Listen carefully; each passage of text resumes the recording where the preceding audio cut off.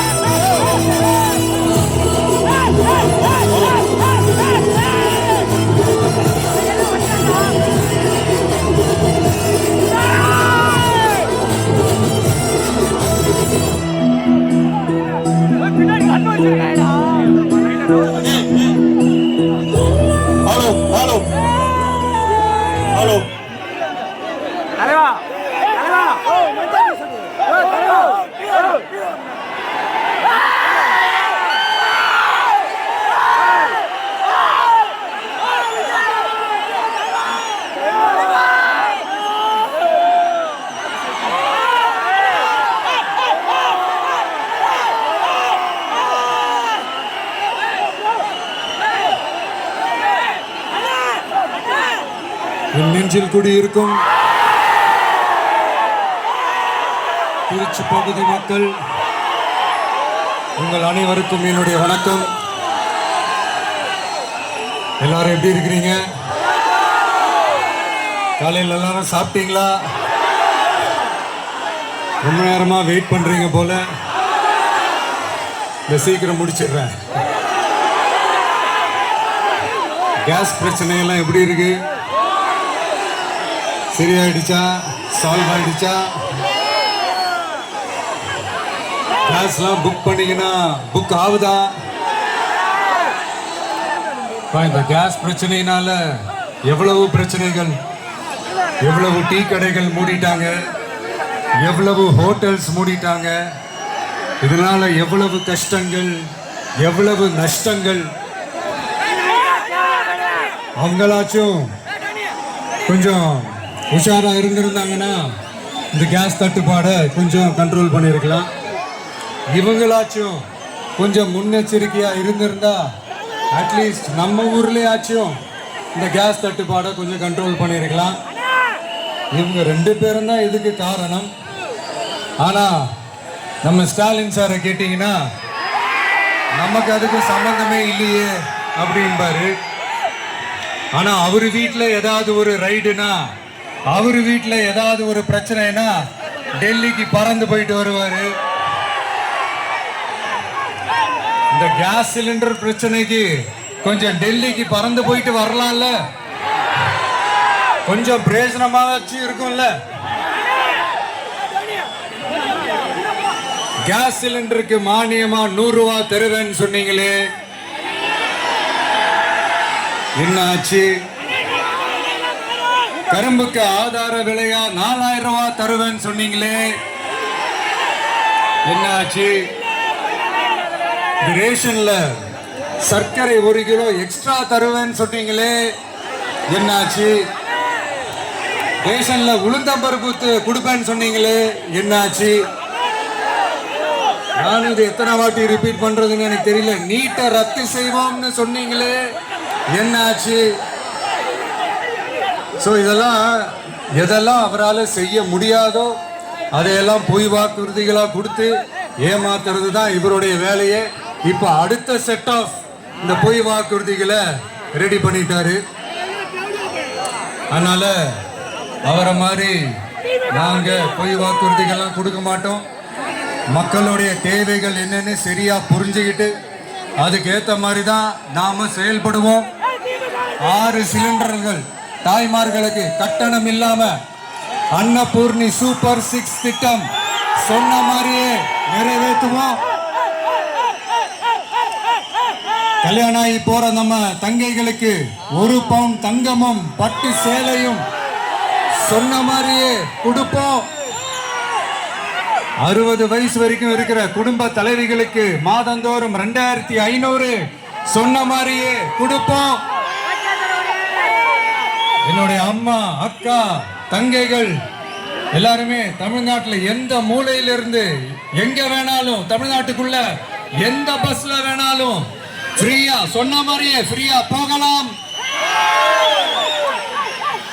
கல்வி, ரேஷன், மருத்துவம், குடிநீர், சாலை வசதி, பஸ் போக்குவரத்து, இந்த மாதிரி அடிப்படை விஷயங்கள்ல தான் எங்களுடைய முதல் கவனம் இருக்கும். நான் ஏற்கனவே சொன்னது மாதிரி நிறைய கவர்மெண்ட் ஸ்கூல்ல இந்த டாய்லெட் வசதிகள்லாம் சரியா இல்லை, அதை சரிப்படுத்தணும்னு சொன்னோம். உடனே இதெல்லாம் ஒரு பெரிய விஷயமா அப்படின்ட்டு சில அறிவாளிங்க கேட்டாங்க. அந்த அடிப்படை வசதிகள் இல்லாததுனால தான் ஒரு 12th ஸ்டாண்டர்ட் படிக்கிற பொண்ணு ஒரு அவசரத்துக்கு ஒரு காட்டு பக்கம் உதவினாங்க, என்னாச்சு, இந்த உலகத்தை விட்டே போயிட்டாங்க. அதுக்கு என்ன காரணம்? இந்த மாதிரி அடிப்படை வசதிகள் இல்லாததான் காரணம். அதனால என்னுடைய தாய்மார்களே, உங்களுக்கு பாதுகாப்பு இல்லாத இந்த அடிப்படை வசதிகள் கூட செஞ்சு கொடுக்காத இந்த தீய சக்தி திமுக அரசை என்ன பண்ணலாம்? தூக்கி வீசி அறிவோமா?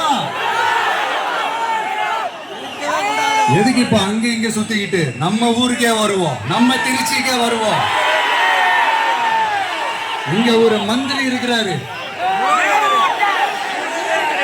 நகராட்சி துறையில வேலை வாங்கி தரதா சொல்லி கோடிக்கணக்கான பணத்தை லஞ்சமா வாங்கிக்கிட்டு தகுதியானவங்களுக்கு எல்லாம் வேலை வாய்ப்பு கிடைக்காத அளவுக்கு பண்ணிருக்கிறாரு. இதெல்லாம் எவ்வளவு பெரிய ஒரு ஏமாத்த வேலை. அதனால நம்ம தம்பி தங்கைகளே, உங்களுக்கு இந்த வேலை வாய்ப்பை பறிச்ச இந்த ஸ்டாலின் சார் சர்க்காரை என்ன பண்ணலாம்? தூக்கி வீசி எறிவோமா? உங்களுக்கு இந்த பாதுகாப்பு இல்லாத, சட்டம் ஒழுங்கு சரியில்லாத இந்த தீய சக்தி திமுக அரசை என்ன பண்ணலாம்? தூக்கி வீசி எறிவோமா? நகராட்சி துறையில மட்டுமே 1000 கோடிக்கு மேல ஊழல்னா, அப்ப மத்த துறையில எல்லாம் கொஞ்சம் கணக்கு போட்டு பாருங்க, தலையெல்லாம் சுத்தி போயிடும். நான் கொஞ்ச நாளைக்கு முன்னாடி சொல்லியிருந்தேன், இந்த ஸ்டாலின் சார் டாக்ஸ் அப்படின்ட்டு, இந்த ஜிஎஸ்டி மாதிரி எஸ்எஸ்டி, அதை பத்தி அவங்க வாயை திறக்கலைங்க. என்னமோ அவங்களே ஒத்துக்கிட்ட மாதிரி இருக்குது. ஆமா, இப்படி ஒரு டாக்ஸ் இருக்குது அப்படின்னு அவங்களே ஒத்துக்கிட்ட மாதிரி ஆயிடுச்சு.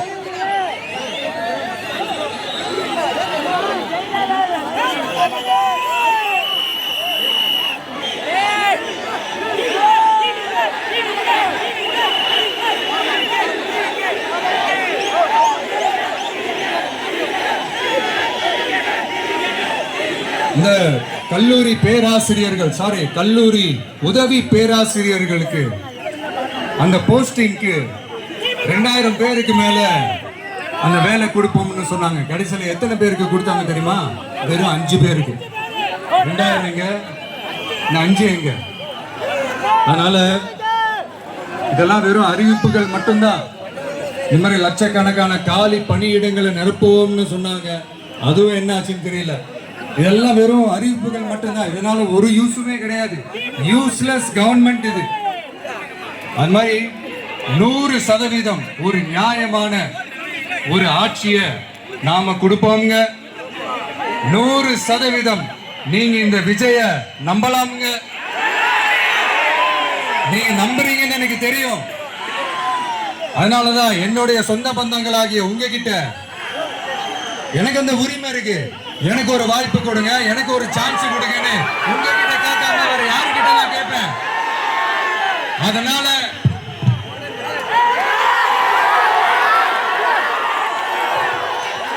எனக்கு ஒரே ஒரு வாய்ப்பு கொடுங்க.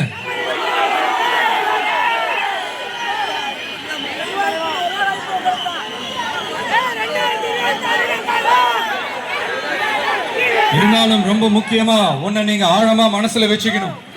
இந்த எலெக்ஷன்ல திமுக ஏலத்தில் எடுத்திருக்கிற கல்லாப்பட்டி எல்லாரும் முன்னா சேர்ந்துகிட்டு நம்மள உங்க விஜய எப்படியெல்லாம் எதிர்க்கிறாங்கன்னு நான் சொல்லிதான் உங்களுக்கு தெரியணும்னு அவசியம் இல்ல. இந்த கரூர் நிகழ்ச்சி சூழ்ச்சின்னு பலர் சொல்றது மாதிரி நம்ம கடைசி படமான ஜனநாயகன், அதான் நம்ம மனசுக்கு நெருக்கமான உங்க எல்லாரோடும் நமக்கு இருக்கிற பூர்வ ஜென்ம பந்தத்தை இன்னமும் எங்க இறுக்கமா மாத்திடுவோம்னு, எங்க அது இந்த தேர்தலில் நமக்கு மிகப்பெரிய ஆயுதமா மாறிடுமோன்னு ஒரு கூட்டு சூழ்ச்சி, அதோட இன்னும் பல பல சூழ்ச்சிகள். அதனால உங்க மகன், உங்க அண்ணன், உங்க தம்பி, உங்க விஜய் கேட்கிறேன், உங்களுக்காக நீதி கேட்க வந்த எனக்கும் சேர்த்துதான் நீதி வேண்டும். அவங்க கொள்ளையடிக்க இதுவரைக்கும் எப்படி உங்களை ஏமாத்திட்டு இருக்காங்க தெரியுமா? இந்த காங்கிரஸ்ல இருக்கிற சிலரை கையில பணப்பையில போட்டுக்கிட்டு சிறுபான்மை மக்களை ஏமாத்த ஒரு நேரடி பாதி கதர் கூட்டணி, அப்புறம் இந்த மற்றும் பலர் கூட்டணின்னு ஒண்ணு இருக்குல்ல, அதோட டெல்லி ஓனரோட ஒரு கொள்ளைப்புற கள்ள கூட்டணி, அதாவது பாதி காவி கூட்டணி, கொள்கைன்னு ஏமாத்துறாங்க. அதனால இந்த திமுகவையும் நம்பாதீங்க, இந்த பாஜகவையும் நம்பாதீங்க. ரெண்டு பேரும் வேற வேற கூட்டணி எல்லாம் கிடையாது, ஒரே கூட்டணி தான். ரெண்டு பேரையும் நம்பாதீங்க, இதுல எந்த டவுட்டும் உங்களுக்கு வேணாம். நீங்க திமுகவுக்கு ஓட்டு போட்டாலும் சரி, அந்த மற்றும் பலருக்கு நீங்க ஓட்டு போட்டாலும் சரி, நீங்க யாருக்கு ஓட்டு போடுறதுக்கு சமம்னு நீங்களே புரிஞ்சுக்கங்க. அதனால இந்த வரப்போற தேர்தல்ல டிவிகேக்கு உங்க சப்போர்ட்டை கொடுங்க. இன்னும் பல வருஷத்துக்கு தமிழ்நாடு சூப்பரா இருக்கும்.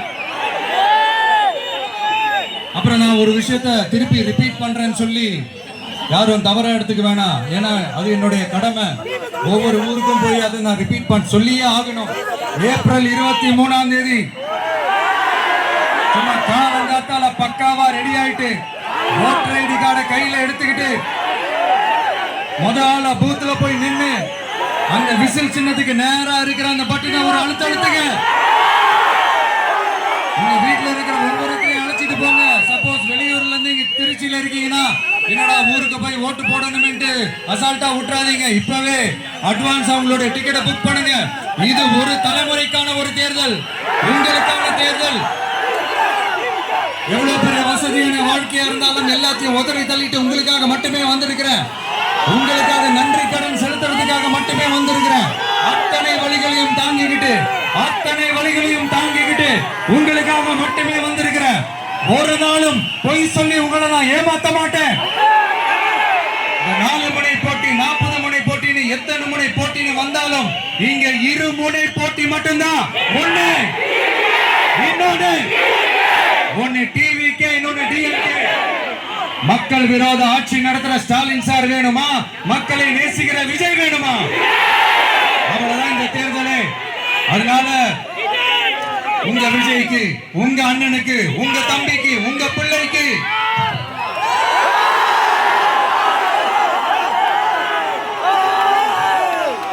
ஒரே ஒரு வாய்ப்பு கொடுங்க. செஞ்சு விசில் சின்னத்துக்கு ஓட்டு போடுங்க. இது ஒரு விசில் புரட்சி தேர்தலா இருக்கணும்.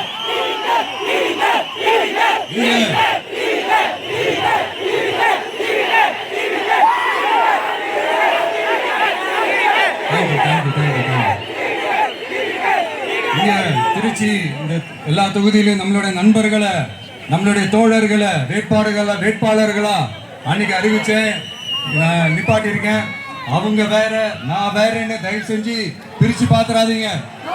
அவங்க எல்லாரையும் வெற்றி பெற செய்யணும்னு உங்க எல்லாரையும் தாழ்மையுடன் நான் கேட்டுக்கிறேன். நான் தன்னந்தனியாளே, கொஞ்சம் நவந்தேனா இங்க 8 காடு பேரு நரல போது ஸ்டேட் எங்க விசில் சத்தம் கேட்டு நல்ல பங்க பாழ நீ விசில் கடி ஓட்ட கடைசி நம்பிக்கை மக்களை தேடி வருது, அதை இறுக்கி பிடிச்சி ஒரு வரலாறு எழுது. உங்க விஜய் நான் வரேன். விசில் அடிக்க ரெடியா?